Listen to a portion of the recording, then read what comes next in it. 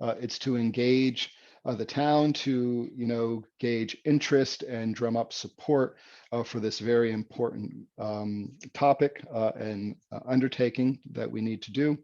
It's to solicit your feedback on what should be an appropriate goal for a climate action plan.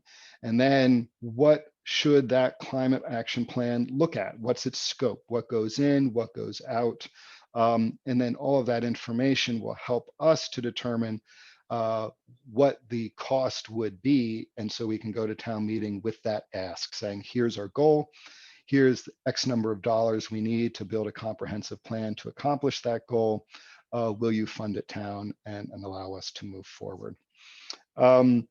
So with that, I'd like to give a brief overview of what our scoping process will look like this evening, and then I'll turn it back over to Brooks Winter, who is a member of MAPC, Metropolitan Area Planning Council, who is very graciously helping us out in this effort and will be facilitating the rest of this evening's conversation. So for our climate action plan scoping process, we're going to ask, after a presentation that Brooks will provide, we're going to ask several questions of the group, and we're going to do that through a polling feature in the Zoom meeting. So we'll ask what the goal determination should be, and this is again the net zero carbon reduction concept, and by when. What should be considered for inclusion in the climate action plan. And again, these will be poll questions as well as a discussion and using the chat feature in Zoom. We want to know how we should engage the community in the climate action planning process. And so we will have, again, a poll and discussion opportunity for that. And when all that is done, we'll summarize kind of what we've seen for this evening, the information that we've gleaned from you, and we'll talk about what our next steps are going to be. So with that, Kathy or Maria, if I chime in if I've missed anything, but if not, Brooks, I'll hand it back over to you if you want to kick off with the presentation and then get right into the discussion. Great, thanks, Brad. Thanks so much.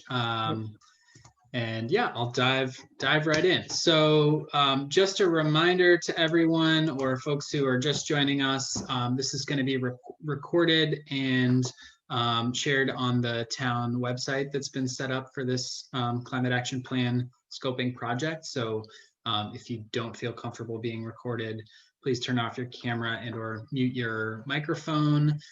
Or leave the meeting, and I'm gonna keep everyone muted just to reduce background noise for the first portion of this meeting, and then you're welcome to unmute yourself for the kind of the discussion portion of things. So just some caretaking announcements before we dive in tonight. If you can, please share your name and have your camera on if you want to. If that doesn't work for you, absolutely no pressure. And if you're having trouble renaming yourself, you can go to the sort of participants section in Zoom and then find your name, and there should be a little menu next to that and an option to rename yourself. We'll also be using the chat function in Zoom for questions and comments in the full group discussion once we get there. And there are close to 45 of us in the discussion tonight. So just a couple of guidelines.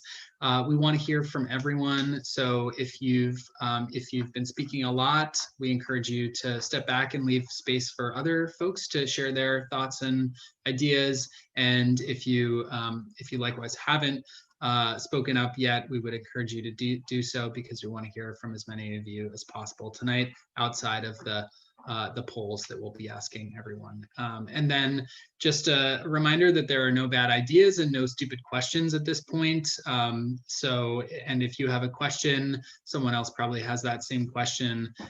We're kind of at a very early stage and trying to scope out what a climate action plan for Hingham should look like. So feel free to ask those questions and share share those big ideas with us tonight.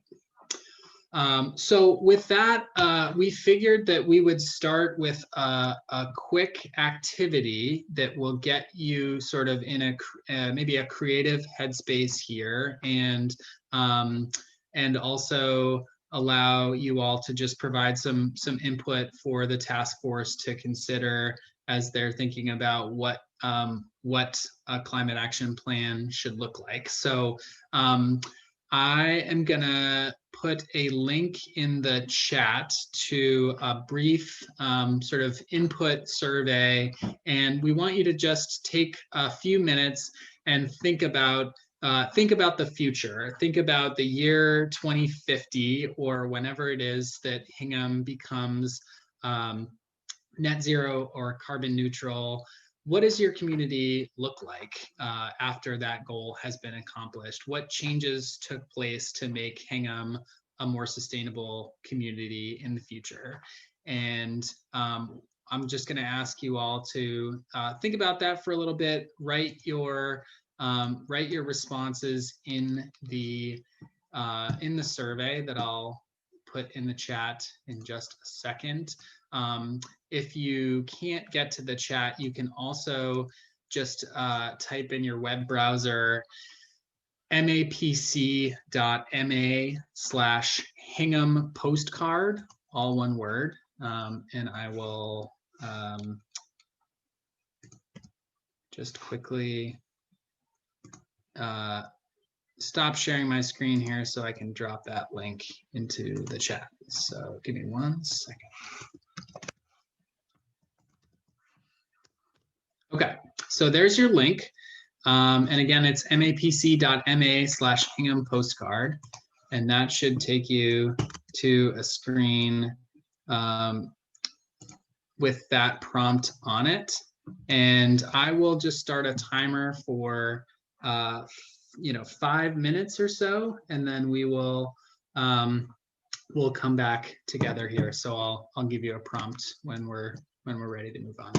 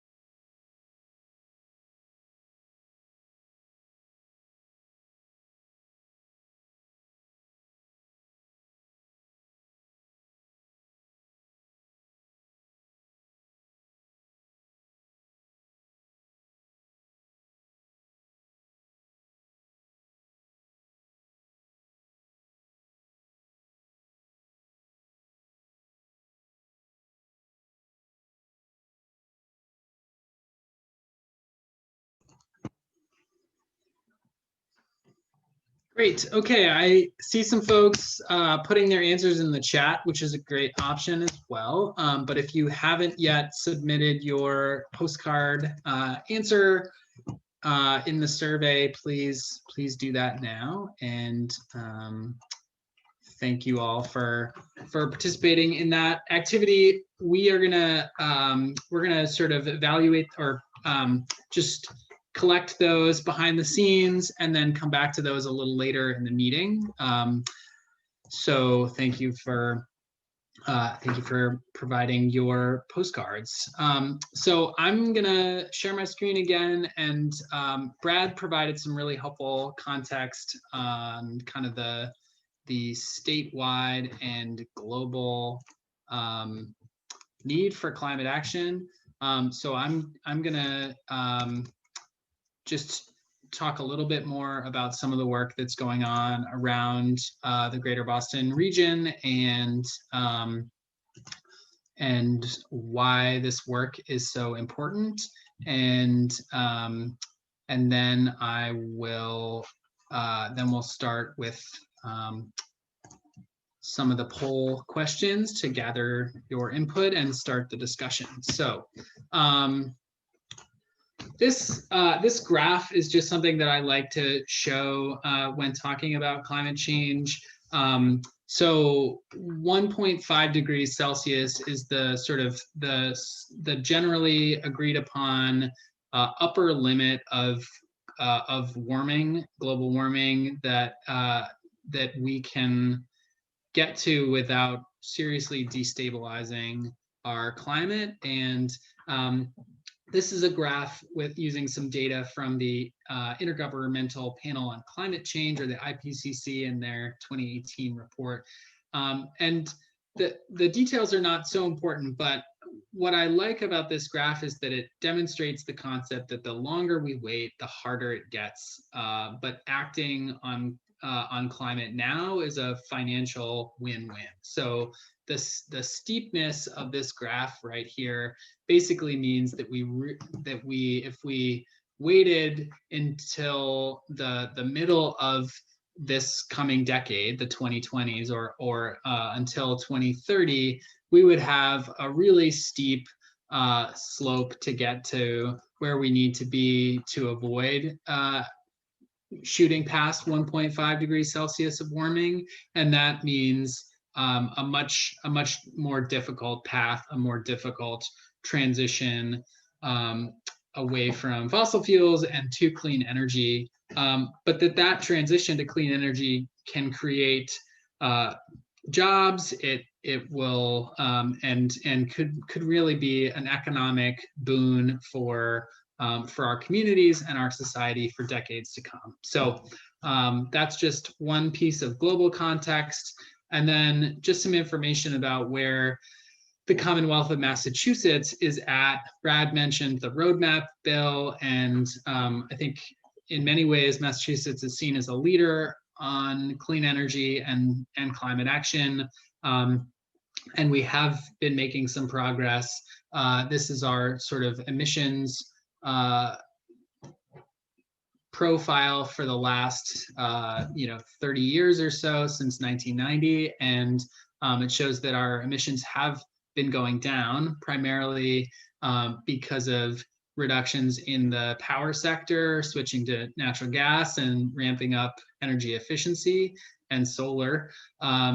But that we still have a lot of room to go on the thermal sector, how we heat our buildings, and in the transportation sector, which is now like the biggest piece of our emissions pie, which you can see over here. So that I think helps inform where the state is thinking about going over the next decade or so, and some of the progress that we need to make on those fronts. And then it's also just worth noting, Brad alluded to this, but the state of Massachusetts has set net zero greenhouse gas emissions as its legal limit for emissions and greenhouse gas pollution by 2050. And what that means is that we are basically committing to an 85% reduction in greenhouse gas emissions, and then offsetting the other 15% however we can. But that was a big piece of news from earlier this spring, and I think relevant to the work that we're doing here as well. And Brad mentioned this as well. You all are in good company. 21 municipalities in the greater Boston region that MAPC works with are developing or already have climate action plans, and 33 of them have adopted goals to reduce greenhouse gas emissions. And there are a number of really good examples that we can point to when thinking about, what a climate action plan could look like for the town of Hingham. These are some recent ones. The Winchester Climate Action Plan on the left there was released over the summer. The Concord plan in the middle, they're another MLP community, and they received a MVP action grant from the state to do their plan. And then the city of Newton's plan from last year, which MAPC was involved in drafting, they're also charting a course for net zero emissions as well. So just as we think about what might go into Hingham's climate action plan this evening, just wanted to provide some context there.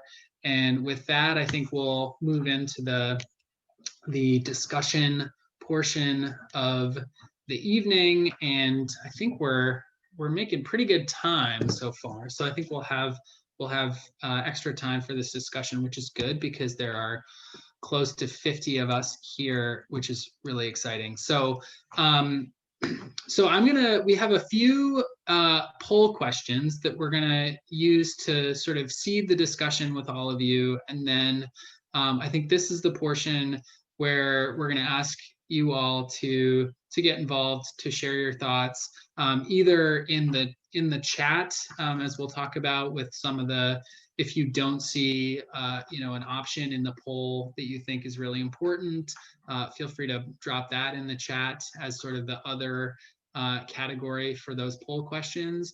And then I think, the idea is really to use the polls to spark discussion about what the target should be, what the scope of the climate action plan that Hingham would create should be, and then also how should the community be involved in the process of developing that plan, because community engagement is really important whenever a community is developing a plan like this. So I'll bring up our first poll, and Brad, Brooks, I'm sorry. Do you mind if I just interrupt one quick second? Sure. Yep. I just want to make a point about the chat function. So anything that's entered into the chat will be retained afterwards by the task force. So even if you have an opportunity to speak, but you have other ideas, please share them in the chat function. All that will be retained and digested by the task force members, and we'll use that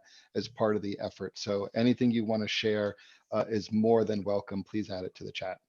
You could also add, if you don't feel comfortable sharing with the whole group, feel free to send it just to Brad or to me or to Kathy. Absolutely. Excellent. Okay. So Brad, are you seeing a poll up there? Yes. Great. Okay. So don't vote yet. We're going to introduce the polls and then prompt you when we want you to start voting. But this first one is really about what Hingham's greenhouse gas pollution reduction target should be, and then what's the right date. So Brad, you talked about sort of the different options that are around, carbon neutral, net zero. A lot of plans that were developed maybe 5 years ago were targeting 80% reduction by 2050, and that was the state of Massachusetts goal for a long time, until we realized that was not going to be sufficient, and now the scientific consensus is telling us that net zero by 2050 is going to be necessary globally to avoid anything more than 1.5 degrees Celsius warming. So, but I think, the question is, it's a good question to ask in any given community. What should the ultimate goal be? And then what's the right timeline for that? So, Brad, anything you want to add? I see some people are diving in to vote, but anything else you want to add to that before we ask people to weigh in? I just would say that, for most of the rest of the evening, we'll probably poll and then discuss. But because this one is central, and as you can see, it's kind of a twofer. Each of these work in tandem, so they need to be thought of as together. This may be an opportunity for, if anyone has strong feelings one way or another, or if perhaps an option that you want considered is not reflective here, where other may be more appropriate. Before we conclude the poll, we welcome anyone to discuss now or raise any thoughts that they might want to bring to bear for everyone to consider before they answer. Because again, this question is the central question that will drive the planning effort. So we want to make sure it's considered thoroughly, and then that your voice is heard. Yeah, and I see Clayton encouraging folks in the chat to turn on their video if possible. And I think now that we're through the slides and the presentation portion, if folks can do that, if you have a webcam and you want to join us in the virtual meeting room here together as if we were at town hall or another public space in Hingham, which I wish we could be. I haven't been to Hingham in a while, so I wish I could be there with you all. But yeah, I like that encouragement. Absolutely no pressure, but if you wanna be a little more present visually, would encourage you to do that at this point. The other thing that'll allow us to do is, I think, so that folks aren't like talking over each other. Sometimes there are lags on Zoom. If you can either like raise your hand on video or use the raise hand function in chat, which you can also get to through the participants section, that would be very helpful as well. And I think that should be an option. So with that, yeah, we'll open discussion. Are there other targets or dates that are not represented in the poll that we had up that folks think we should consider? Yeah, Elliot. I'm just gonna throw it out there. It's pretty obvious that since the state is already headed for carbon neutral by 2050, that's the minimum. And the question is whether we want to do better than that. Is Hingham gonna lead the way? Yeah, I think that's a great question, and that's one that a lot of communities that I'm working with are asking too. Is 2050, is that sort of the floor? So yeah, I think that's a good question. Clayton, I see your hand raised, and then maybe we'll go to Jennifer, whose video hand I see raised. So Clayton, yeah, sure. Can you hear me? Yep. Okay. Yeah, I think it's Hingham Net Zero talked about this, so I think it may come up more today, but it's important to think in terms also of the trajectory to reaching net zero. So in other words, there's a lot of low-hanging fruit that enables you to get well along the curve earlier on. So I think it would be a mistake to only say net zero by 2050, because you can get a lot of the progress made in 10 years or 15 years, and then it's that last little bit that takes a lot of effort. And so I think it's important to expand that from just 2 data points to more establishing kind of a trajectory for that. Yeah. Yeah, thanks for mentioning that, Clayton. And I think certain communities and states or organizations have set sort of interim benchmarks too. They have an ultimate goal, which is carbon neutral or net zero. But I think the other scientific number that I've seen thrown around is that to have a 2 in 3 chance of avoiding 1.5 degrees Celsius warming, we need to reduce emissions by 45 or 50% by 2030, and then to net zero by 2050. So I think that's a good point. It may be worth considering an interim target as well. Jennifer, yes, hello, there you are. Yeah. Hi there. I was actually going to say the same thing as Clayton, wondering if when we make this this goal, we have the overarching where we want to be in 2050, or if we vote before then, but can there be a clear benchmark for what to do at a sooner date to encourage also the pressing action that we can take right now? And that last little bit is maybe the hardest to achieve, but to keep our eyes on the prize, if you will, of what needs to be done immediately in order to reach for instance, 50% emission decrease by 2030, net zero by 2050. Yeah, great. Okay. Anyone else with thoughts? Oh, John. Yes, hello. John Borger. You're muted, John. All right, I've unmuted myself. Perfect. I agree with those remarks. What occurs to me is that, in part, the value of a real plan sort of uncovers what is possible, where the low-lying fruit is, and that in a way, this is kind of the cart before the horse. I mean, rather than, and I appreciate that the intent is probably not to lock this in, and if we can move faster, everybody wants to do that. But somehow it makes sense for me if the plan can include an ongoing assessment of what is feasible with the sort of the floor or the ceiling, if you will, I know what terminology you used, that whatever we do, we certainly want to hit carbon neutral by 2050.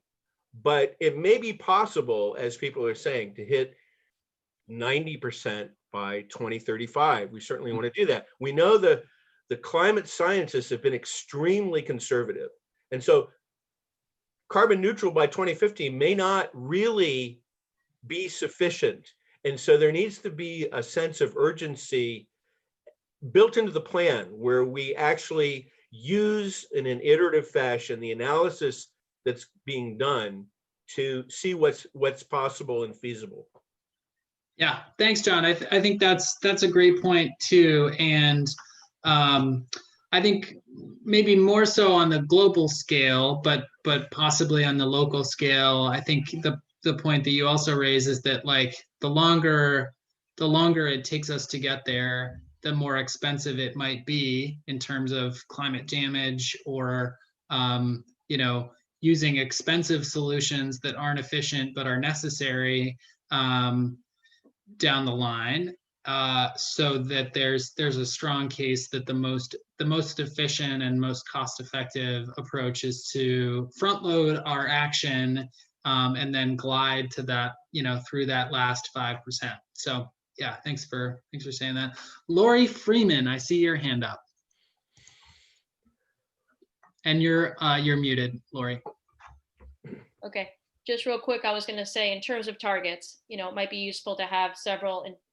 For instance, we might want to come up with a target for the town in terms of town buildings, town vehicles. That could be, within the decade, maybe, or at least a percentage, if not zero. So I think it'd be useful to have a series of targets. That's all. Yeah, that's great. And I think a lot of a lot of communities are seeing the municipal operations side of things as an opportunity to kind of lead the way and lead by example. So that might be one goal that you would have, and there can be sub goals for decarbonizing buildings or transportation and that sort of stuff that also kind of help add up to that overarching goal, or set of goals leading to the ultimate endpoint. I see some chatter in the chat here. Since 95% of CO2 is private, says Ben Kerman, there should be at least a quarterly town meeting devoted entirely to climate progress and plans. And Clayton is agreeing with that. So thank you guys for your thoughts in the chat there. Okay, any last thoughts before we finish the voting on this poll? Actually, Brooks, if you don't mind if I jump in, I don't want to close off anyone else offering any thoughts, so I'll just I scan saw myself briefly. Kathy, did you have your hand up? And then maybe we'll go to Brad. And that's a good reminder. Brad. Task force members are more than well, like that's what I'm here for, is to facilitate and let you all dive in and have your say as well. So yeah, go ahead, Kathy.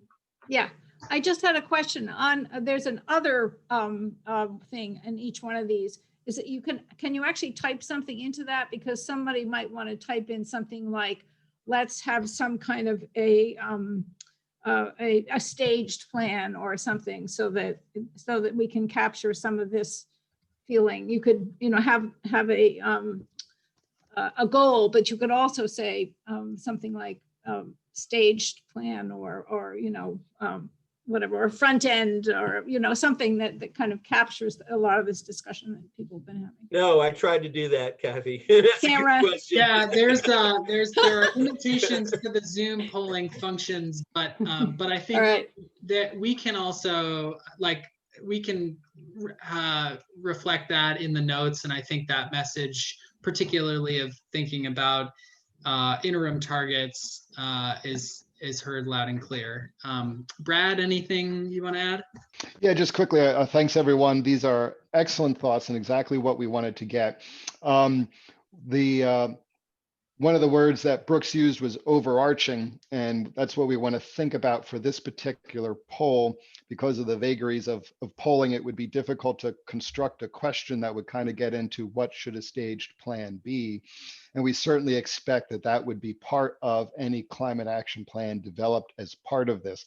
Some towns that we've seen, Newton has a particularly nice example where they have an overarching climate goal, but they actually develop their plan in 5-year increments. So every 5 years they revisit it and plan out what are the next 5 years going to look like to get us to that goal, get the low-hanging fruit, as John noted, and execute on the things that we can do now, which also has the advantage of, as technology improves, incorporating new ideas, new technologies to facilitate what you're doing. We can't develop a plan that imagines technology from 2040 today.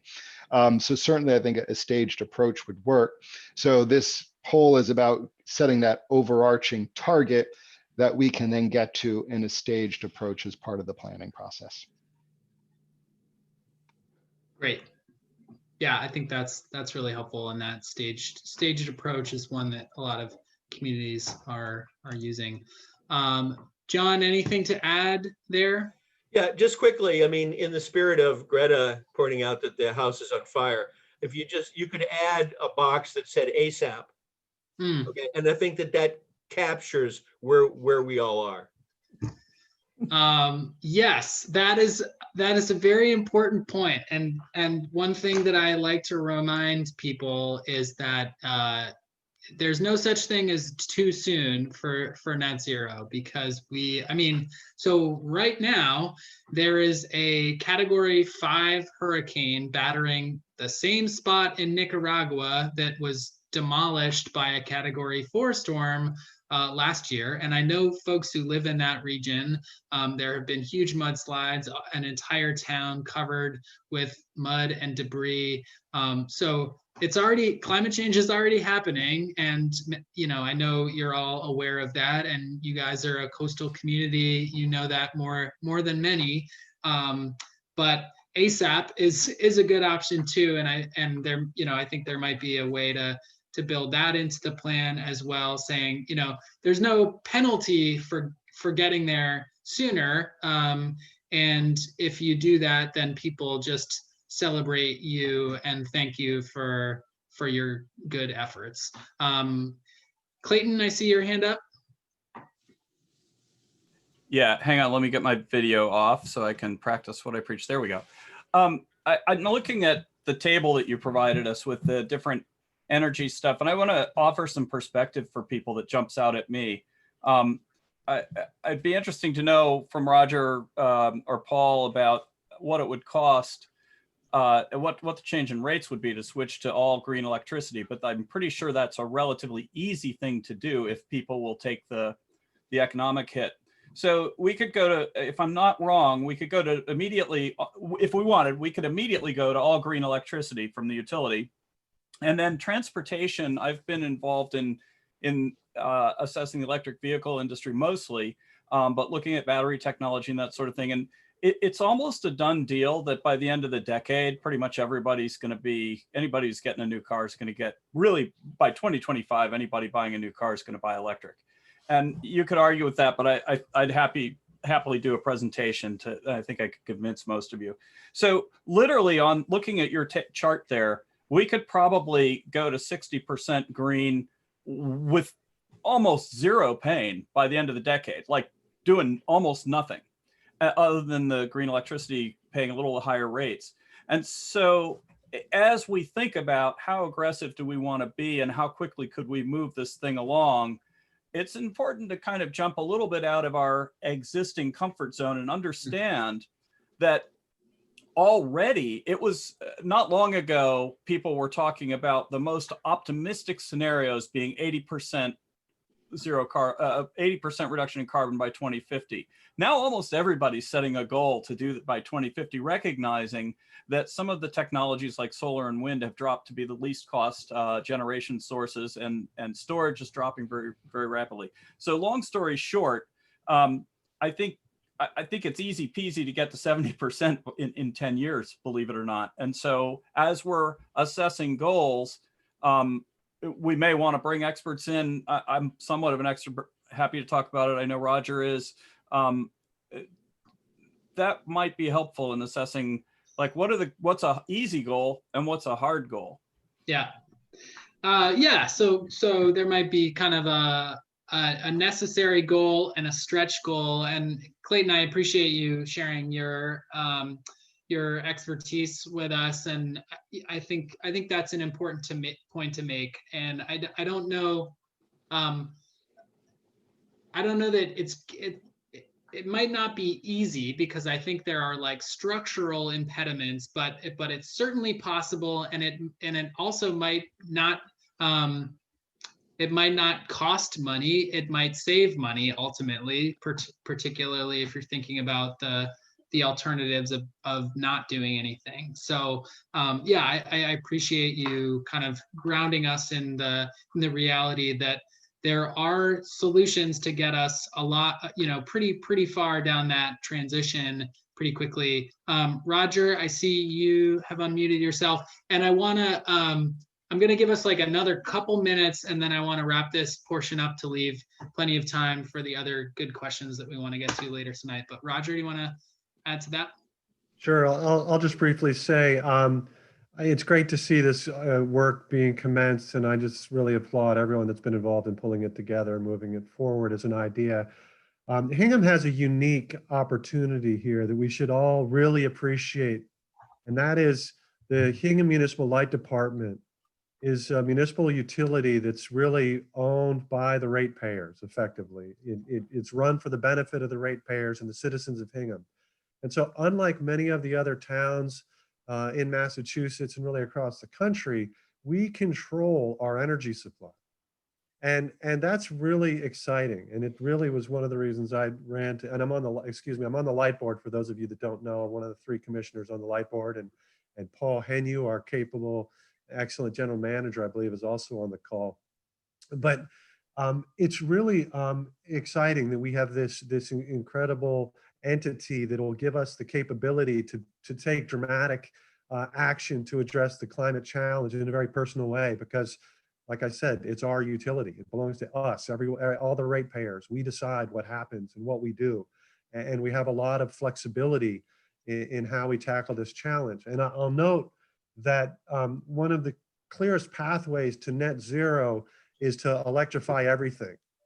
And so there's groups out there promoting this. Rewiring America is one that's exciting, that I encourage you guys to look at if you haven't yet. But it's providing solutions where we literally electrify the transportation sector and the thermal sector, and everyone gets heat pumps and everyone gets electric vehicles. And Clayton was talking to some of that, but it is something that we have the capability to do. And earlier this year, the Light Board, or the Light Plant, commissioned a study to look at what would have happened if we electrified 50% of the town and did 50% of the vehicles.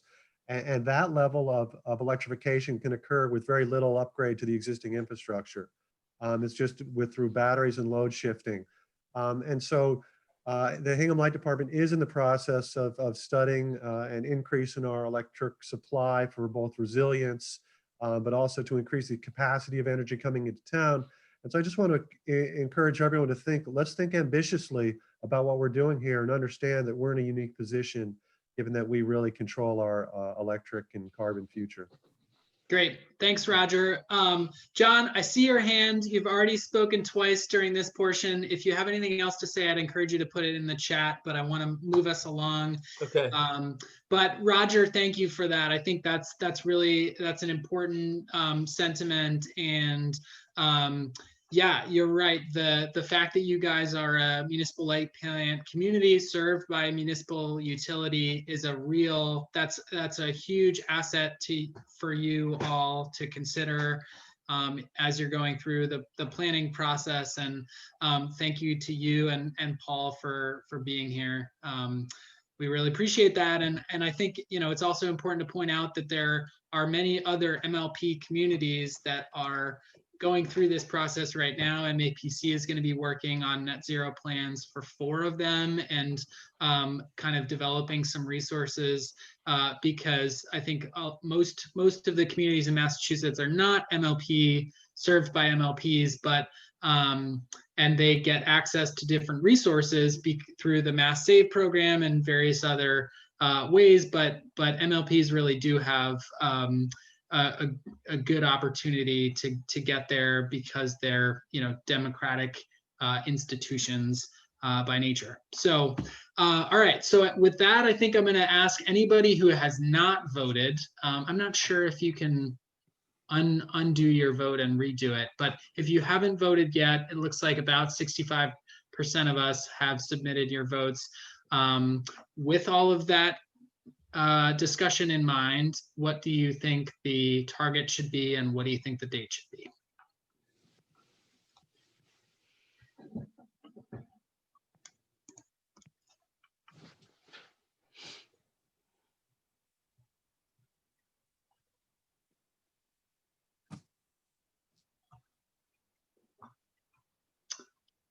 All right, I'm going to give another 30 seconds, and then I'll close the poll and show you all the results. And while I'm waiting for that, Clayton put a link to a YouTube video in the chat, long but fascinating, about the rate at which cars are going to be shifting to electric. So he suggests checking that out. Thanks for that, Clayton.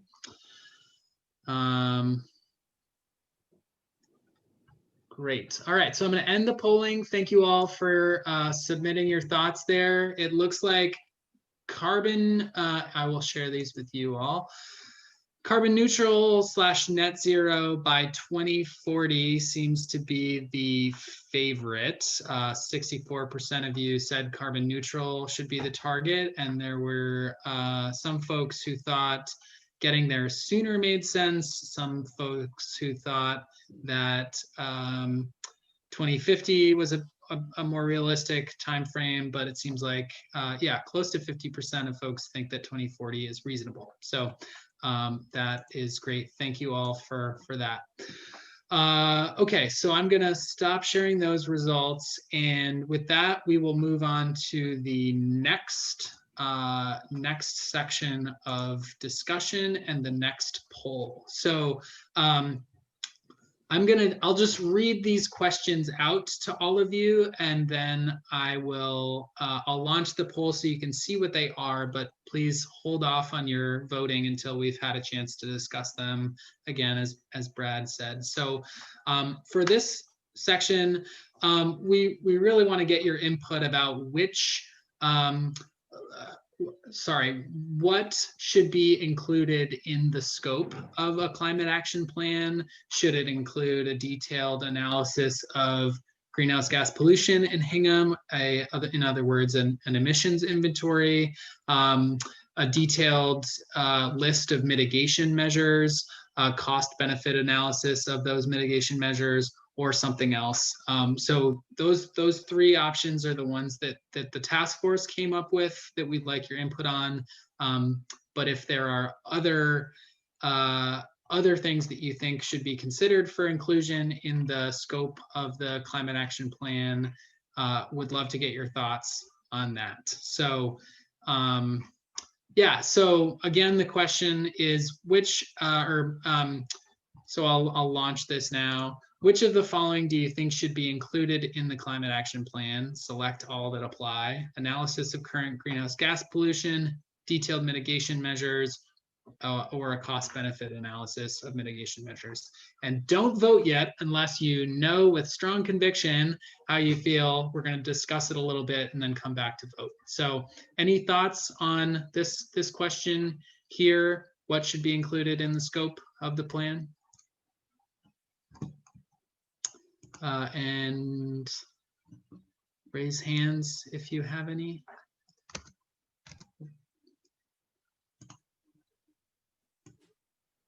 Elliot. I just have a question. How can you measure? How can you set benchmarks and measure the change in that? So the one way that a lot of communities do that is by doing an inventory of greenhouse gas emissions for a baseline year. So if 2020 were your baseline year, you would count up all of the emissions from buildings and transportation and electricity, all of the different fuels and things that emit greenhouse gases and carbon. And then revisit that every so often, maybe every 5 years or 2 years, to measure your progress in meeting that goal. So that's the primary way, and you all are fortunate to have access to some pretty excellent publicly available data streams in Massachusetts that make that process a little bit easier for you to track. So yeah, but good question. I'll go to Jennifer and then Clayton. Yeah, can you just remind us, and I'm so sorry if you said this, does the plan that comes forth, if we need to put in this more background information, does it need to be approved? Like, I think, there are members of our community who don't understand as much perhaps about this as perhaps we do. Those of us on the call are likely those of us who are the most passionate about it and perhaps have the more information. So I think it would be helpful for people who perhaps are, how much does XYZ cost, to then include more of the cost benefit analysis, et cetera, if it is not as important to them to reach the goals as it is for us who are on this call. Does that make sense? Yeah, it does. So I think there are different approaches to that. some communities use the climate action plan as sort of a work plan for specific like departments or staff. If they have sustainability managers or coordinators, they never get approved at town meeting, or they don't go before the select board. They just kind of use that as their punch list of things that the town or the city should do to meet its overarching goal. But I think there is something to be said for a goal and a plan that has the support of either the residents of the town through town meeting votes and warrant articles and that sort of thing, or the elected government of a town sort of approving it formally. So I think you can take either approach. But yeah, thanks for raising that question. And Brooks, if I can just jump in here too to address some of that too. So this effort is, of course, to get money to develop a plan. Once that plan is developed, parts of that plan could require town approval, but not necessarily the whole. So for example, one of the comments in the chat function said, hey, we should develop additional green building requirements. Well, if that's going to require zoning changes or something like that, that's a town meeting vote. You can't do that without town meeting. Yeah. However, if we're going to set a changeover in types of fuel on which the town buildings are going to rely, well, that doesn't require a town meeting vote. That's just simply town administration making those changes or the selectmen approving it and moving forward. So the whole plan might not have to go back to town, but elements of it could. Great. Okay. Other thoughts or questions?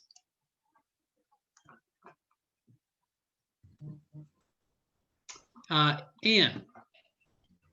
Thank you. Yes, I think what's missing then in that first question is we need some type of governance mechanism, whether it's a full-time employee or some other type of mechanism that would ensure that we're tracking progress and making sure that climate's being considered in, the day-to-day operations of the town. Yeah, so someone who is ultimately accountable. And did we lose your audio? Your speak? No, I'm here. Okay, sorry. Yeah, so someone whose job it is to make sure that the plan gets implemented, whether it's the select board or a staff position or a committee, something like that. Yep. Great. Okay. Thank you.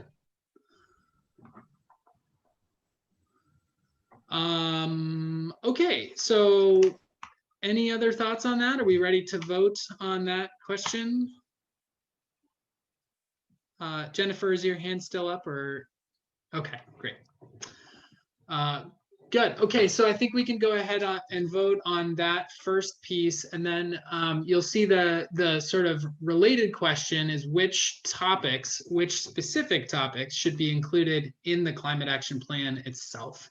And the ones that we've listed there are building carbon emissions from buildings, mobility, transportation, local renewable energy production, clean energy supply, waste, embodied carbon emissions, which is how much is produced in the manufacturing and sort of the process of building something, equity considerations, waste management, or any other topics. And I've seen some folks sharing some ideas on that in the chat. So go ahead and vote on the first bit of that, and then any thoughts on that second question?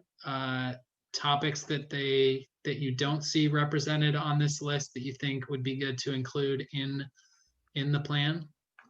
Sorry, yeah, go ahead, Maria. I don't think we have the option to vote separately on those two questions. We have to vote on both at the same time. So interesting. People might want to hold off on voting on the first. Okay. We've discussed right. the second. You have to like. Or you can check it, but don't submit. Yeah. Thanks. Anything missing from this list? Yeah, go ahead, John. Had to unmute there. In terms of topics, I think one of my suggestions was, and this has come out of discussions in the Hingham Net Zero so it's not necessarily my idea, but I think it should be put forward. That similar to the way that the Environmental Protection Agency mandates environmental impact assessments for key decisions, I think the plan should include an analysis of town approval processes and try to build in, wherever possible, a similar kind of assessment. You could call it a climate impact assessment. For instance, if we're approving a major new development and that development could easily include solar canopy, that question ought to be posed before the town approves that development. Great, thanks, John. Yeah, and I think that's the kind of thing that that could, I think that sort of proactive thinking about what are the impacts of this, that would be a really good thing to include in the plan. So thank you for that climate impact assessment idea. That's great. Other thoughts? Elliot, I see your hand.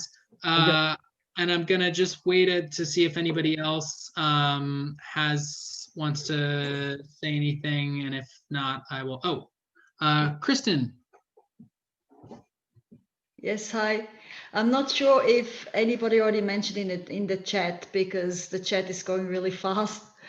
But as John also has said, I mean, there's lots of projects going on in town where I think it's important that new ideas are implemented already. And that's possibly also before the action plan actually is in place in Hingham.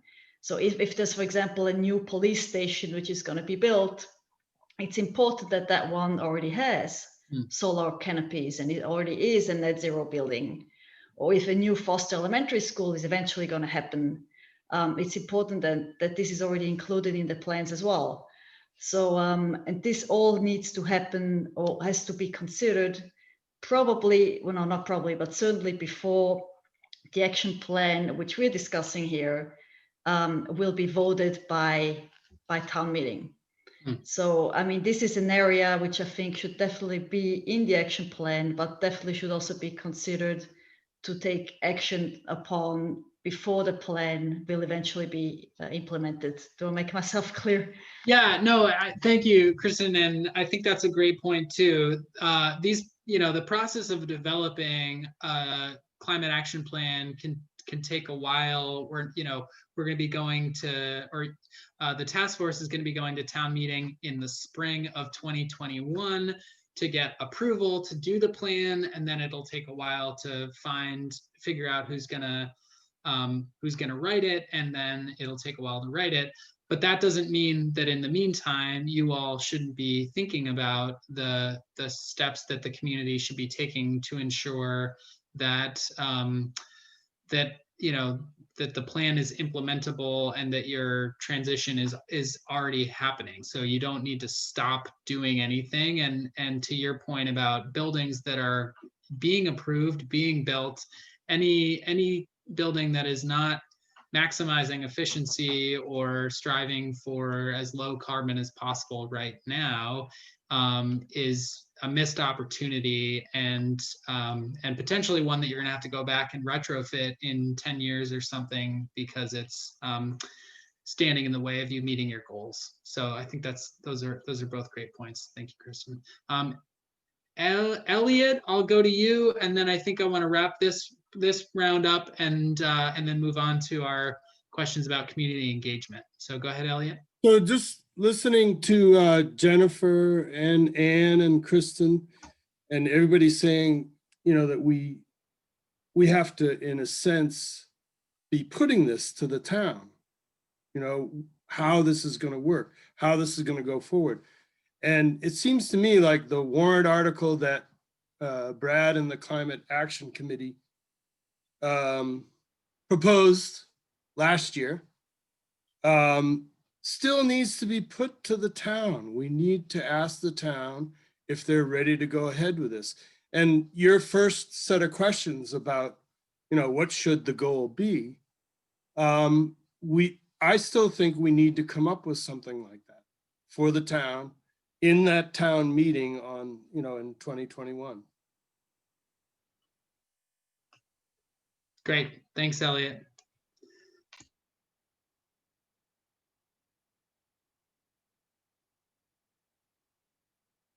I just muted myself. Any thoughts from folks who we haven't heard from yet tonight?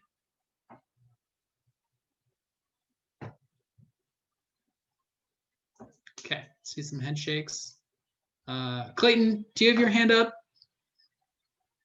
Yes, it's very quick. I would suggest considering adding some projections of existing technology, because some of the technologies, again, I've been focused on the transportation sector, and there's really anticipated some very dramatic changes. So if you're making a plan, you really need to know, kind of have some idea in your mind about how that's going to unfold over the following year, decade. Yeah, I think that's a good point. It's hard not to get into like prognostication territory there, but I think there are some clear signals that, particularly on the renewable energy side and the transportation side, that things are changing quickly, and that's the kind of background information that could be included in the plan, and that the folks who are crafting the plan could and should be considering as they're writing it and deciding what measures should be included. So I think that's really helpful. Okay, so with that, I will call the vote on this set of questions. If anybody hasn't weighed in on both of these or submitted their answers, please do so now, and then we'll move on to the engagement portion.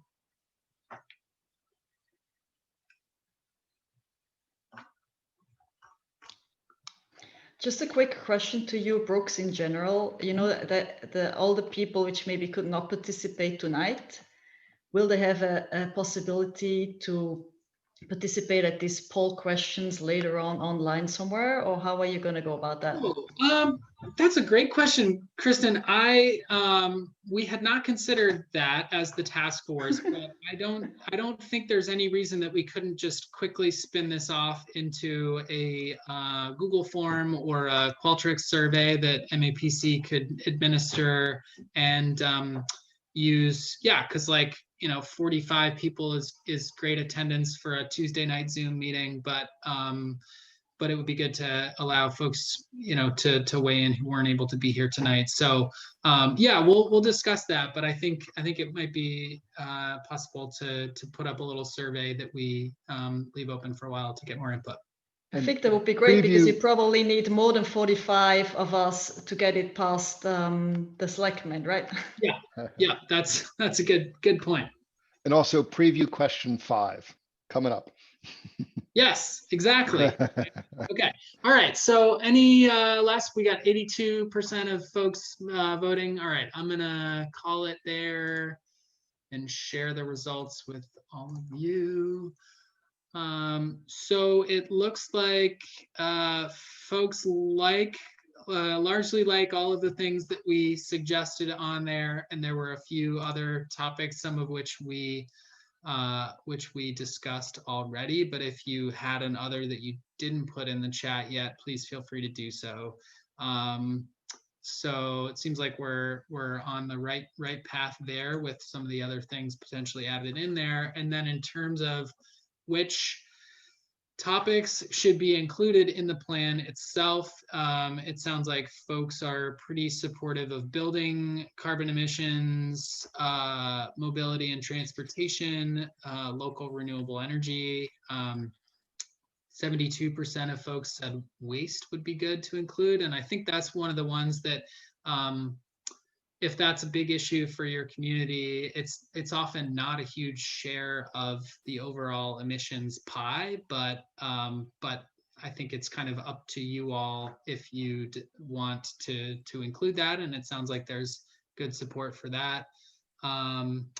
Embodied carbon is 59%, equity consideration 66%, and waste management, which I think, or water management, which I know is a hot topic there in Hingham, is 72%. So thank you all for weighing in on that.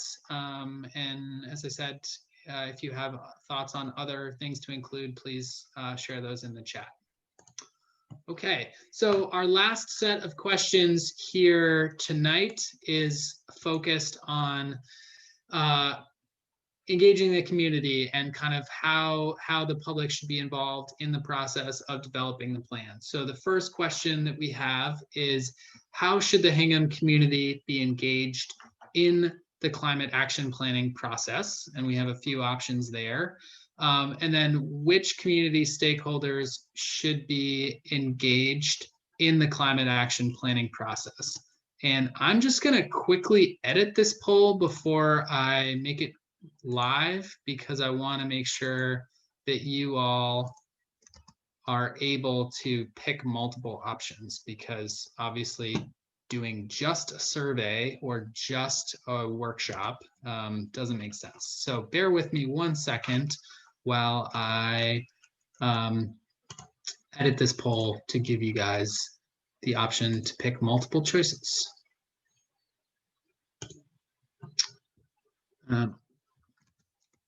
Brad, or anybody else got a climate change related joke that they want to tell while I'm doing that?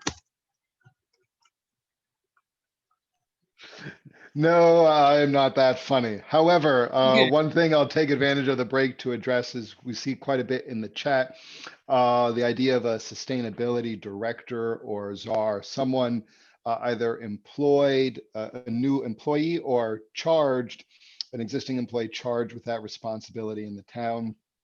Certainly think that's a great idea. We can certainly include the concept in part of our scoping and planning process. I know there's been some things in the chat or outside discussion about whether that's something that we can segregate from the climate action plan and institute more immediately. We can certainly raise that with town administration. That's outside the immediate scope of the task force, but it doesn't mean that we can't raise that issue. But again, I just want to make sure that we keep in mind it's either part of the climate action planning process, which we will throw in, or it's something distinct that needs to be kept out and addressed more immediately with the selectmen and town administration. Yeah, great. Thanks for that point of clarification there, Brad. I do have a joke that I actually heard on my favorite climate change podcasts recently. What do you call an elephant that doesn't matter? An irrelevant. I see some muted laughs. Comedy on Zoom doesn't really translate when everyone is muted, but I appreciate the visible laughter. Thank you for laughing at my bad joke. John, I have a fast one. We don't necessarily have the solution to climate change, but I think we're getting warmer. Brutal. Oh, I love it. Okay. So I have fixed the poll, and I will now I'll now bring that up. So yeah, so the first question is, how should the Hingham community be engaged in the climate action planning process? And the options are, don't vote yet, a survey, like we just talked about, an in-person workshop, if possible, due to COVID, an online workshop like one of these via Zoom, an online open house, which is a format that we've been trying out with some really good results, which is sort of, it's like a souped up survey where you provide a bunch of information to people and then ask for their input on the things that you're thinking about, including in your plan, and you allow them to sort of skip around or click around as you would a website. So, you know, if I only care about buildings and I don't care about transportation, I just go to the buildings section, sort of like a station in an open house. So that's what that means.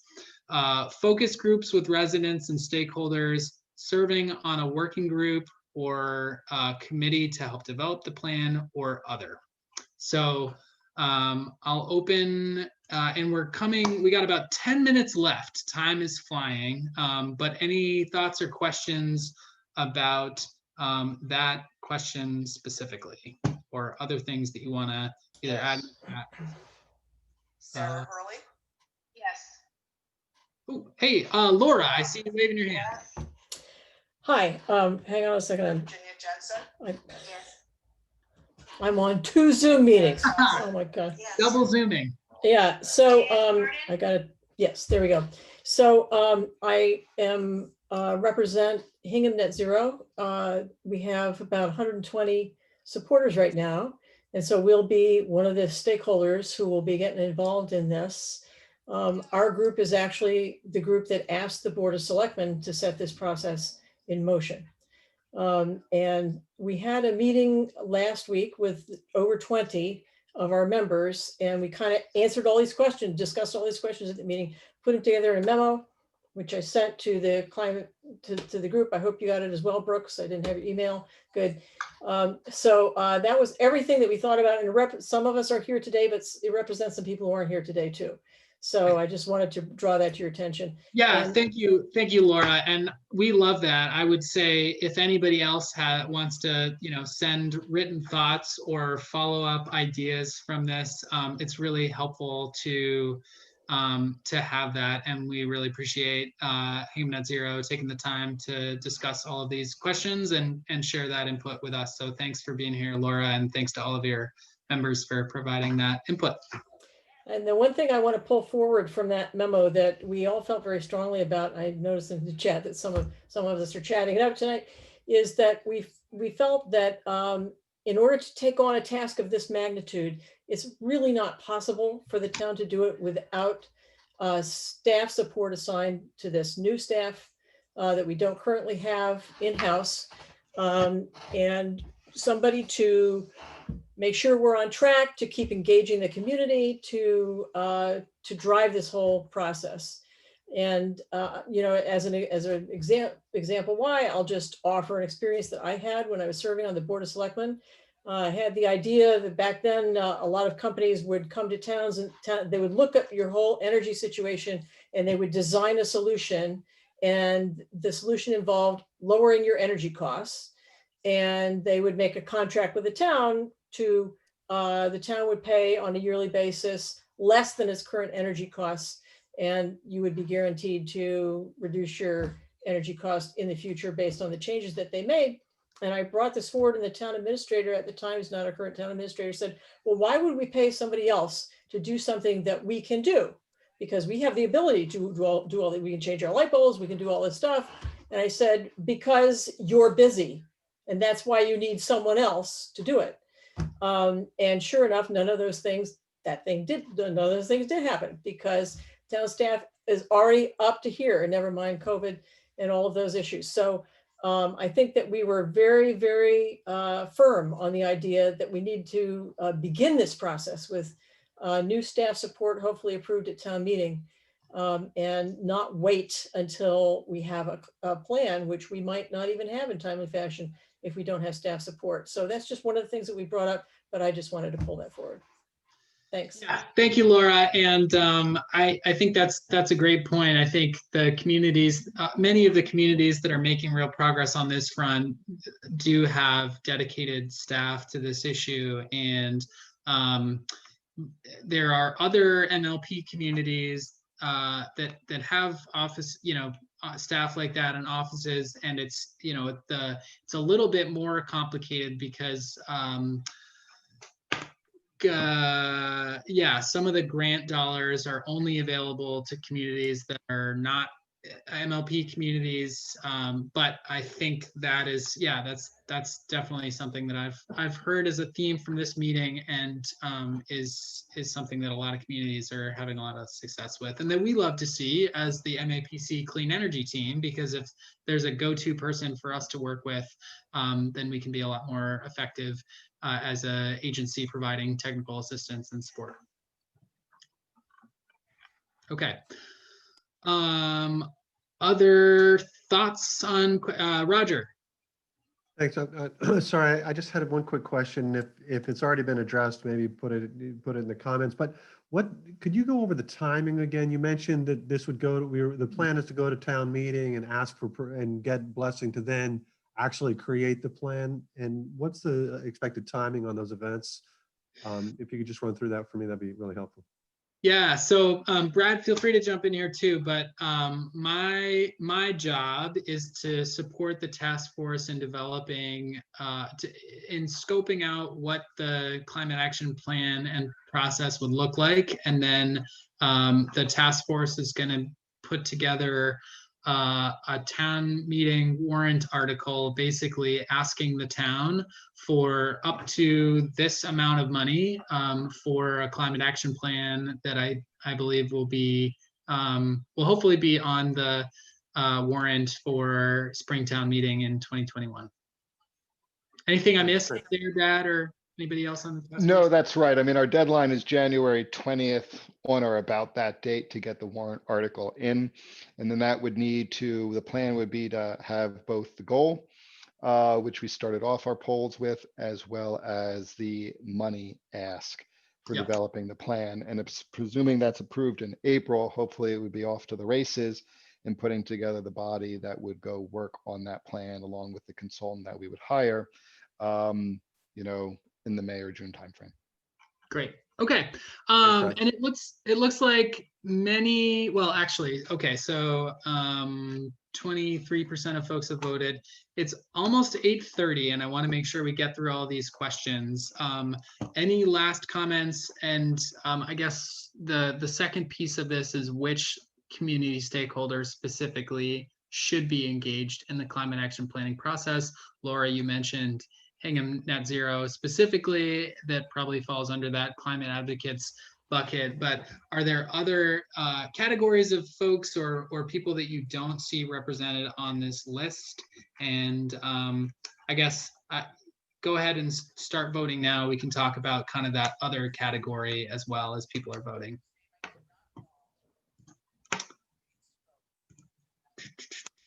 Yeah, go ahead, John.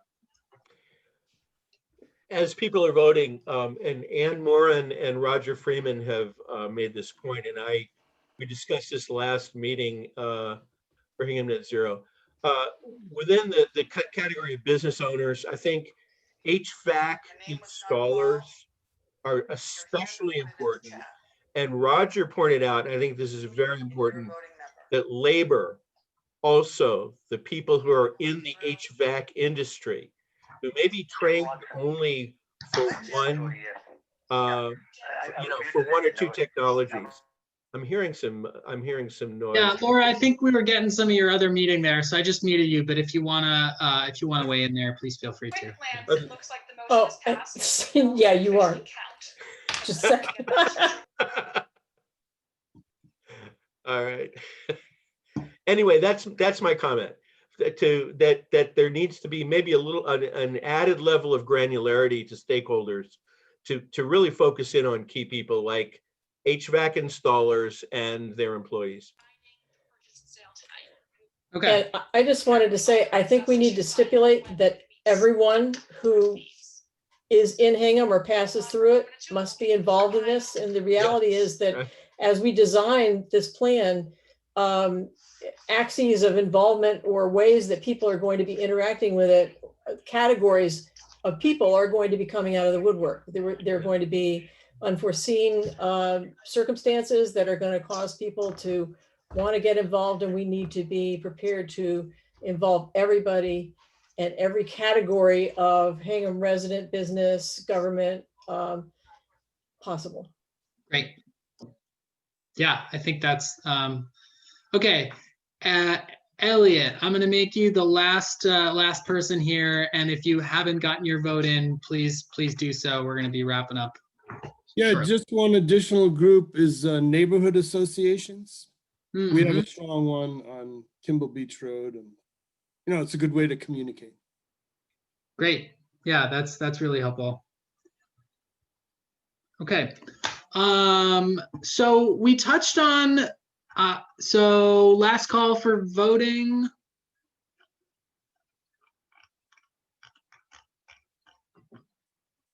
All right, I'm gonna close us off there. Anybody else need to submit? Oh, okay.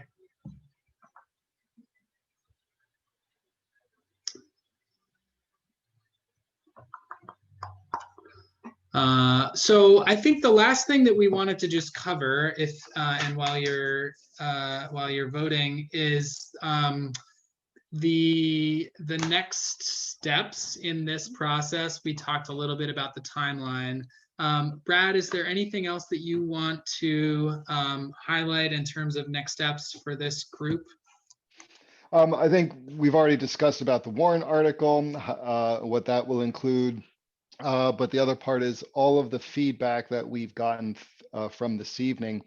We will work into a scoping document that we will then shop out for getting estimates on what it would cost us to hire someone to help with that plan. So you won't see that detail as part of the warrant article process. And of course, when you get into the warrant article mode and you're promoting what we're trying to do, it's going to focus on what that warrant article is.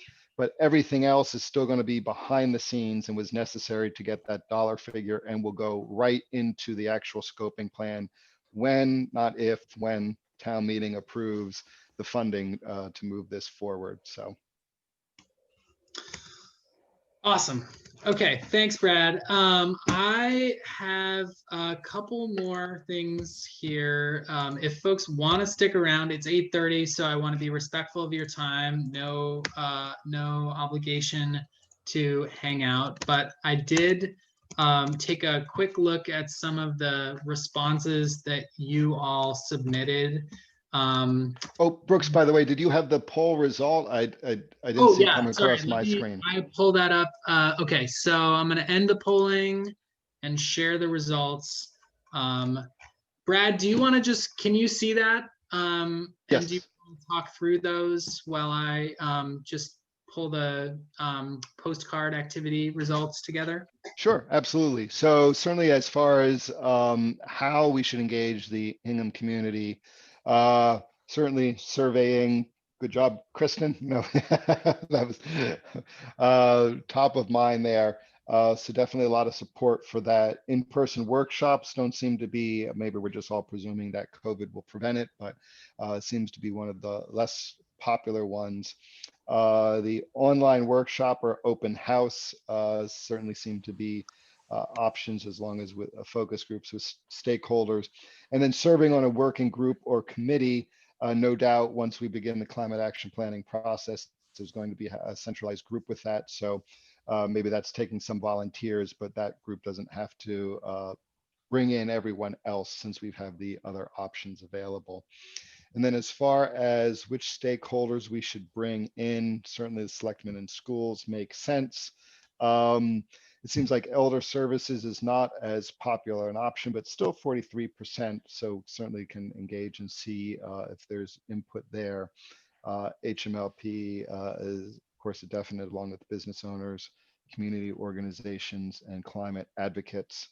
And then underrepresented groups, perhaps less so, but still possible. And then as far as other, we have some nice options that have been put through in the chat group and discussed as well. So that's great.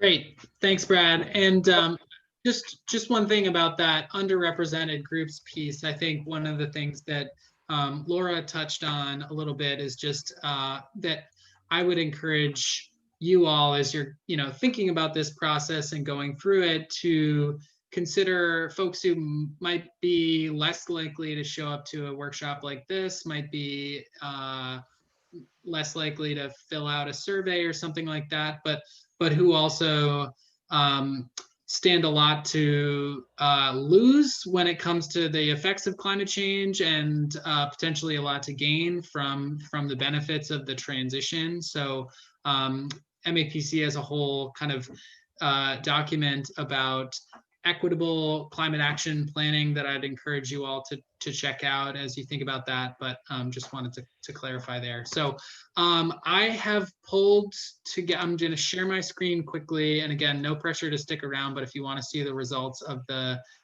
postcard activity, I'm just going to share that really quickly, and then I will get you out of here. So our survey program does a kind of a fun automatic word cloud generation here. So these are the words that showed up over and over again.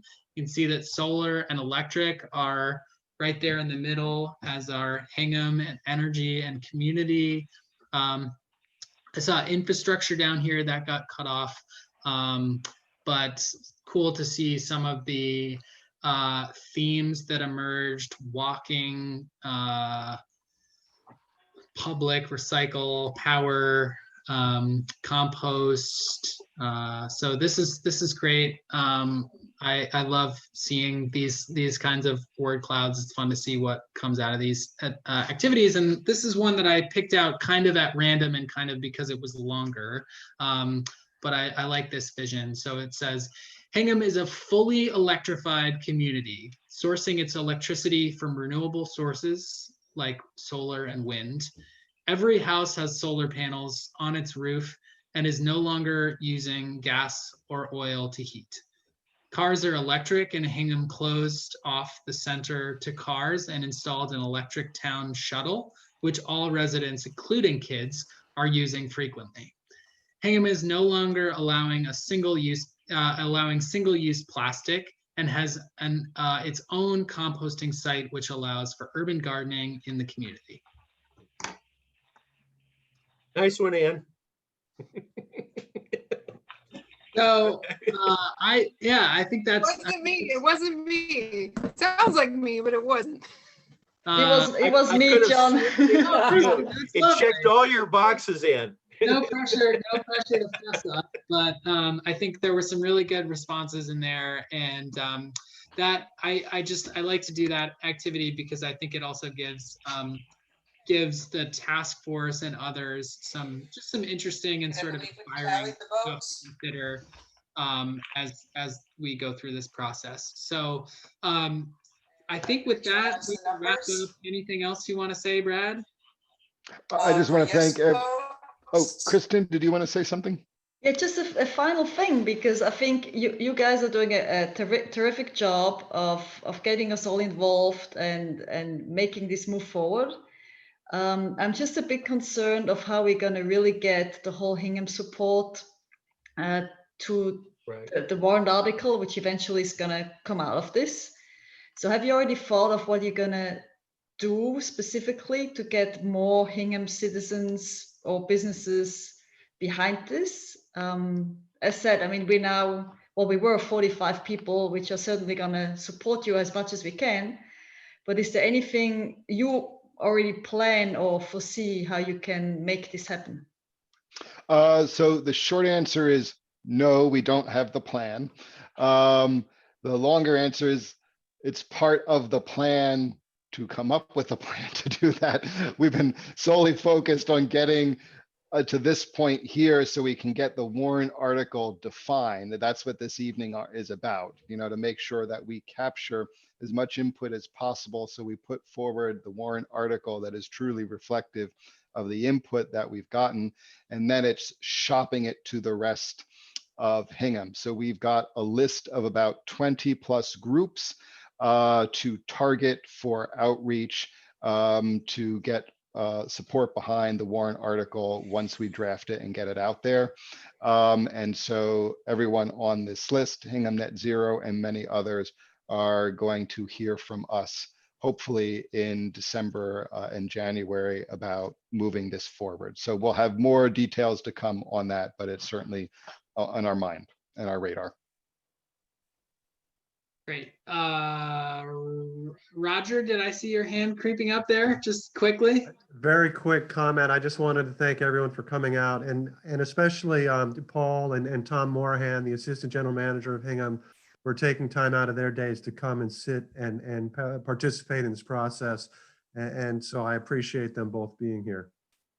Yeah, here. Thanks to everyone. Thanks to you for being here, Roger, and thanks to the task force, Brad and Kathy and Maria. It's been a pleasure to work with you all so far.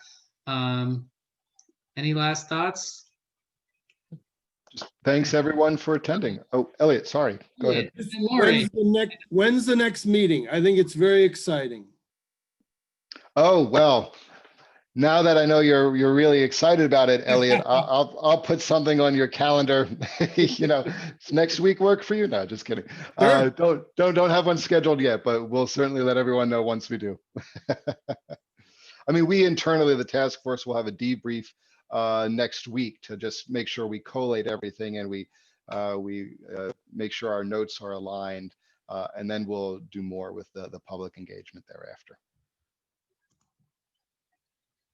And Kristen, I see your question in the chat. Yeah, I'll try to get maybe the slides from this along with the recording posted to the website for the Climate Action Plan and Scoping Task Force. And if you haven't seen that yet, I'll drop that link in the chat here, but that's where we're starting to kind of pull together resources and examples of plans from various places. So yeah, Lori. Oh, I was just going to say on last thoughts, in terms of just getting people interested and really excited about this, to an affluent community like Hingham, you can really sell the fact that electrifying everything makes 100% sense if there was no climate issue at all. You don't even need the climate to be doing that. It just happens to be the thing we have to do for the climate. But it's going to be cleaner air, cleaner water, and healthier indoor air quality. Yep. And quieter, more beautiful. There's lowered healthcare costs, et cetera. So I think we can kind of move in that direction in terms of helping people along who aren't as worried about climate and want to know why they should be bothering to switch out their heat pump. Oh, and finally, it will ultimately be much cheaper, but that we first have to get the technology, ramped up and adoption rate high. Yeah, for sure. Lori, that's a great sales pitch for all of this. I think please keep sharing that message, and maybe we'll tap you for some framing when the plan comes out. But I think you're absolutely right.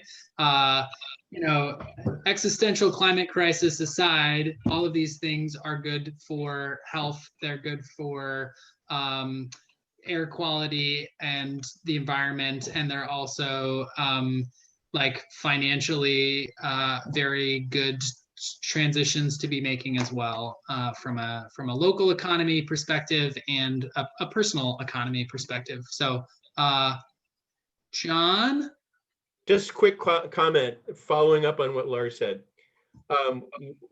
We in Hingham Net Zero are going to be developing some content, and the purpose of that is to congratulate and commend the Light Plan for the enhancements that they've recently made for solar investment, residential solar. They made it a lot more affordable. Kudos to Paul and the group there. And also their plan to provide incentives for adoption of things like heat pumps. And I would encourage the task force to make use of us, because the one thing we don't want to have happen again is for the selectmen to say, well, we're not really comfortable that the town's behind this. And the way to get the town behind it is to get content out there that shows, that demonstrates that this is not necessarily a painful thing. Residential solar is a no-brainer, and I could bore you with a half hour of figures, but that's the content we're going to be developing. We're going to send it to the Hingham Anchor, to the Journal, and other publications. And that's the message, as Laurie said, that we need to get out there. Great. Thanks, John. Okay, I think that's exciting to hear that there are that this is sort of moving forward on multiple fronts, and I think Hingham Net Zero is going to be playing an important role in some of that messaging. So thanks for sharing that, John, and thank you to all of you diehard folks sticking around well past 8:30 to have this discussion tonight. And thanks to everyone for being here. stay tuned for more. You'll be hearing from Brad and other members of the task force again soon. But yeah, thanks so much for being here and have a great night. Thank you. Thank you. Thank Thanks. you. Thanks, for everyone. Thank you, leading. everyone. Thanks, everyone. Thanks, Brad. Thank Bye. you. Thanks, Brooks. Thank you.